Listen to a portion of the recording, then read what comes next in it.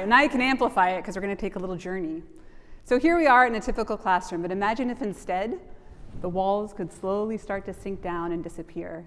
And you could see blue sky and mountains way out in the distance. And the floor beneath you would actually turn to snow. And the chairs would go away because now you could actually move around.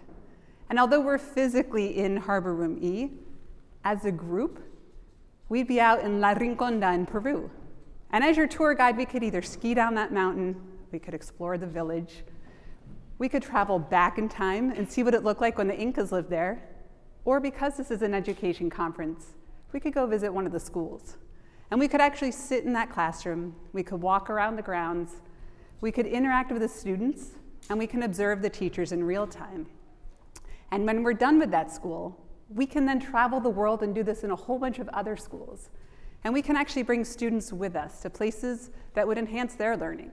So maybe it's the mouth of a volcano, maybe it's inside an atomic reaction, maybe it's the far side of the moon during a total solar eclipse. Think about what that looks like. Or maybe it's exploring a national monument like the Taj Mahal. And just for fun, when we're between schools, just this little group right here, we could go parachuting over Victoria Falls, we could play tennis with a pro, or we could just relax on the beach of Bali.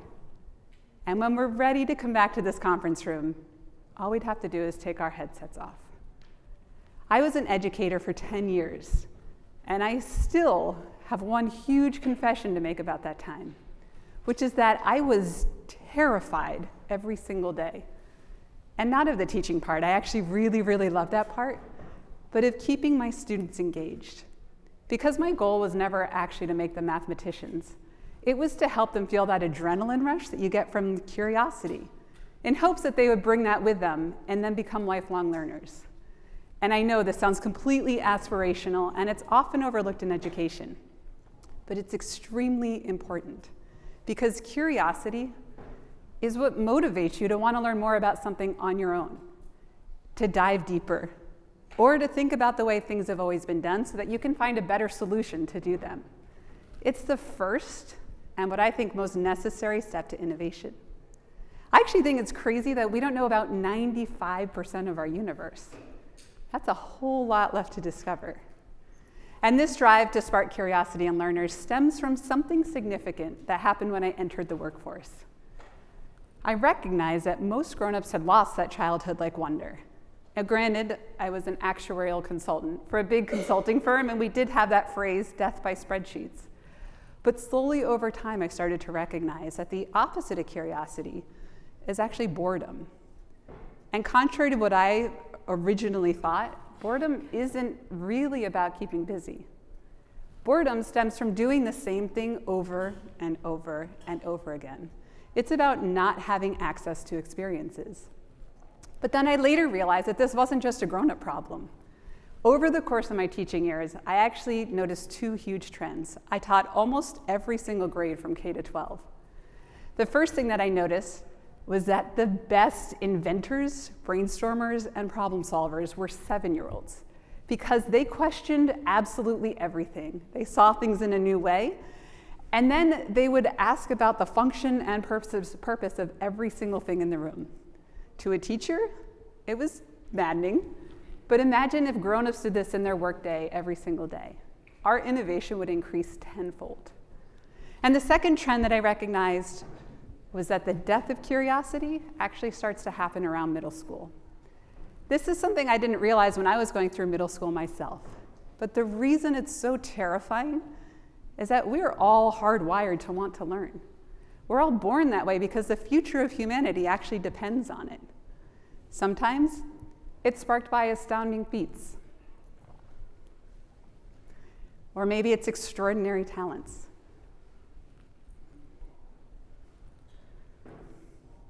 Sometimes it's scientific inventions that push the boundaries. And often it's just an invitation to think about the unknown. More often than not, we actually feel wonder when we experience and understand the world around us. But it can be pretty hard to experience the world when we're sitting inside the classroom, especially if the materials are outdated. But here's where the exciting part comes in, because every once in a while, technology will come and it will just shake things up. I believe that education is on the cusp of a technology revolution right now, one that's going to change the way that we work, learn, and play by transforming teaching and learning into an experience-based approach. Virtual reality and other immersive technologies are really just tools that are going to give us the power to learn through exploration and through these experiences. For those of you guys who haven't tried virtual reality yet, know that everything I'm going to show you on a 2D screen and all the words that I'm going to use to describe it cannot possibly come close to what it actually feels like. Because on a 2D screen, there's a border. You can just look right off to the side. You're back in the room where we are. You're back with the people in the room. You're distracted by your phone. In virtual reality, however, you are completely immersed into that experience. Everywhere you look, you're in that experience. And the greatest thing is that you can interact with it. So you can throw objects, pick them up, and you can interact with different characters inside this experience as well. So imagine how powerful that can be for education. If an educator is talking about Tokyo, she can actually bring her students to the streets of Tokyo, where they can walk around, hear the native language, go into restaurants and order food, walk around buildings, and see that city with a true sense of scale. Equally as powerful is the ability to travel through time. You can go back and ride a chariot back in ancient Rome. Also the ability to play with scale. You can actually shrink down and explore the world as if you were microscopic. And the most powerful is probably being able to walk in somebody else's shoes, to be able to embody someone of a different race, age, or gender. Designers of new technology often aim to build tools to solve problems. For a long time, the jury was out about virtual reality. And admittedly, I still think it is a little bit. But it's starting to allow us to do things that were once insurmountable by giving us the option to do things today that we couldn't possibly do yesterday. So this is an extremely exciting place to be, but it's also a little daunting because it means we have to keep asking the question, well, why do we care? Why is it that as a company, we are investing so much in a technology that almost seems too new to adopt, especially in the education space? There's no doubt this technology is on the forefront of development right now. But if you think back to the very first time that you used a computer, or you abandoned your encyclopedias in your parents' house to do research online for a term paper, or maybe you texted a teacher or a friend for the very first time on your phone for homework help, technology has done remarkable things in our lifetime, and we have benefited greatly from it. Virtual reality is just the next step in the natural evolution of computer-based instruction. And those that have been successful in designing for this technology are the ones who've been able to just remove their filter, who understand the importance of re-engineering and of asking that important question, can we do this better? Just ask Blockbuster, record stores, and even taxi companies what happens when you stop asking that question. If you stop asking, can we do this better? And if you stop putting emphasis in making sure that we're re-engineering and inventing. So I think this makes this a very exciting time to be right now. The other exciting thing about it is that we are the ones who are building this technology, but it's actually the next generation that's going to make it great. So I think our responsibility is we have to continue to lay this foundation for them by recognizing that pushing the boundaries of new technology requires trial and error, a whole lot of error, more than trial, persistence, and a whole lot of grit. But it's exciting that we're the ones that get to do it. If someone had told me way back when that this would be my job, I never ever would have believed them. One, because the technologies just did not exist back then, and two, because I was a happy actuary, or so I thought, until someone came along and said, hey, do you want to be part of a corporate outreach program? We're going to send professionals into school to talk about the importance of staying in school. And we were in Manhattan at a time, going into the public schools in Manhattan. I was excited to go talk to the students, but what I wasn't prepared for was how I would feel after I visited that school. I walked out and I was pretty worried that I didn't see a whole lot of teaching or learning going on. So I thought back to what it was that got me really excited about learning, and I think it's when we brought technology into the classroom. And suddenly we could model the orbits of planets and the topography of mountain and find all those patterns in nature, like the spiral of a flower or the same spiral in your fingerprint and the same spiral in galaxies. And suddenly everything came alive and I was hooked.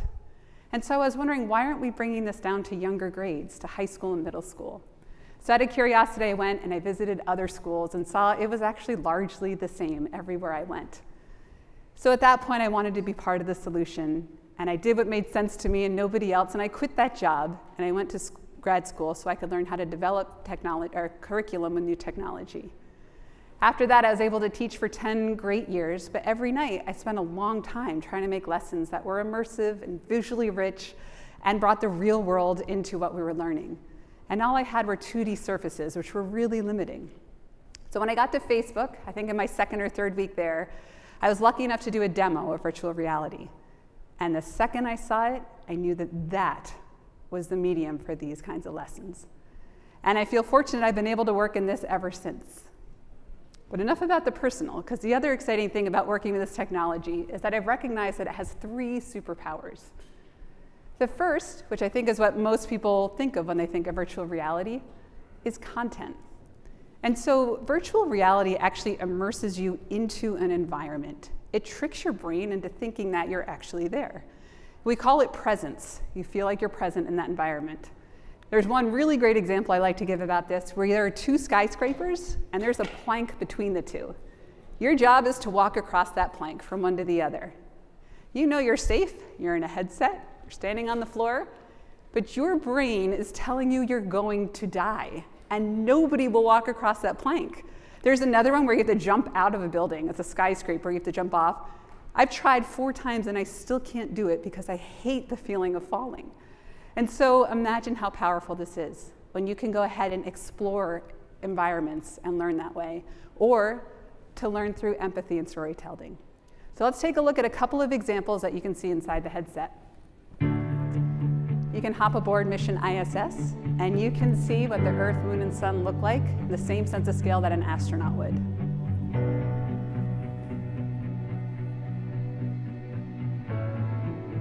If you go into Anne Frank's annex today, it's empty. To the left, leave the void left by the Nazis.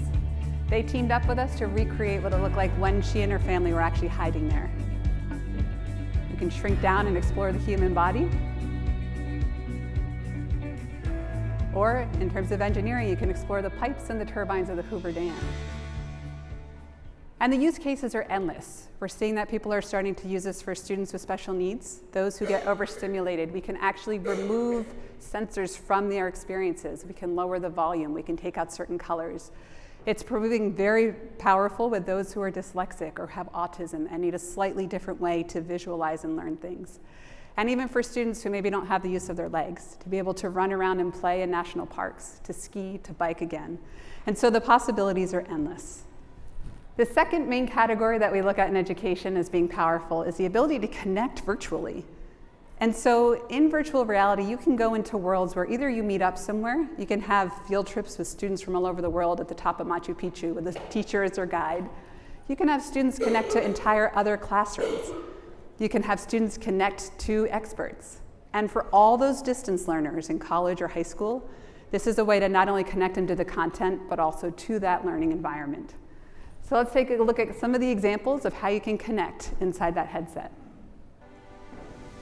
You can meet in beautiful rooms where you can have discussions, work on projects together. You can do some lightweight building or just share media. You can pop yourselves into 360 videos and images to share classrooms, experiences, field trips. Think about celebrations all over the world and share those. And on a large scale, we have something called venues. You can go in and you can see live performances, sporting events as they're happening. And what's beautiful about all of these is that you actually go in as an avatar. And so there's no lag from the VC like we normally have to connect. And students love being able to recreate their image as an avatar versus being shown as they are. So lots of ways that we can start to improve how we connect and work together with this. And the last one is to create.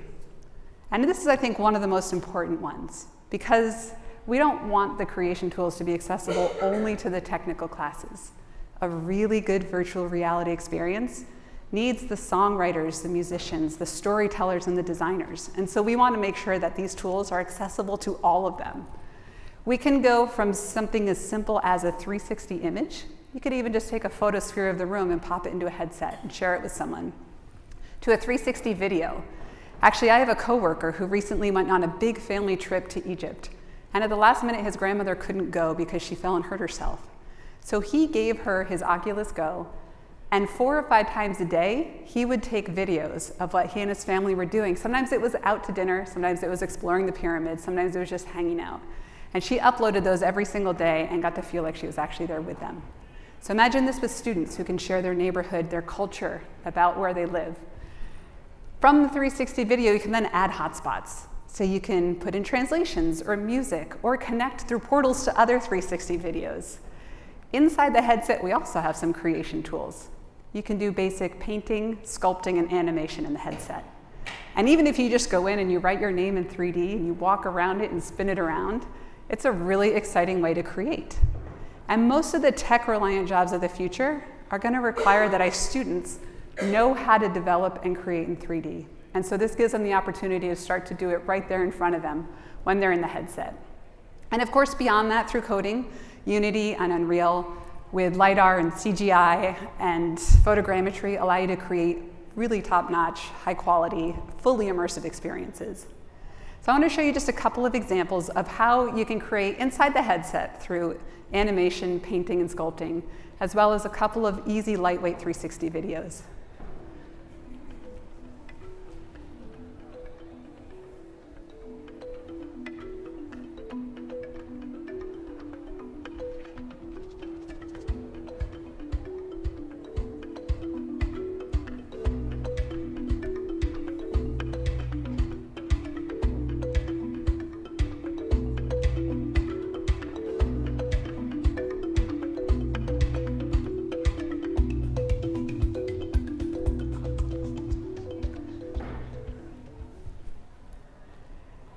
And so I want to emphasize this message. The time really is now.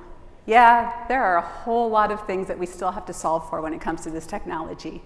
But all the challenges that we currently face today are going to be solved by the next wave of new hires. And those new hires are currently sitting in the classroom.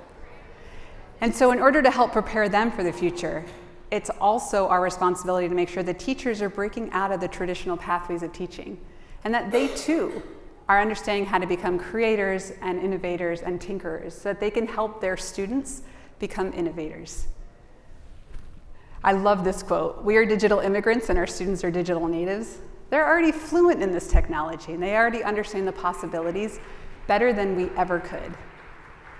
Virtual reality is changing the way we work, learn, and play. And we believe that it's going to help with engagement and retention, and that it's going to offer learners equitable access to education regardless of their distance, and turn students into innovative creators. It's my hope that instead of saying I'm bored, eventually we'll start to say I'm curious, and that innovative technologies are going to keep us forever hungry. Thank you.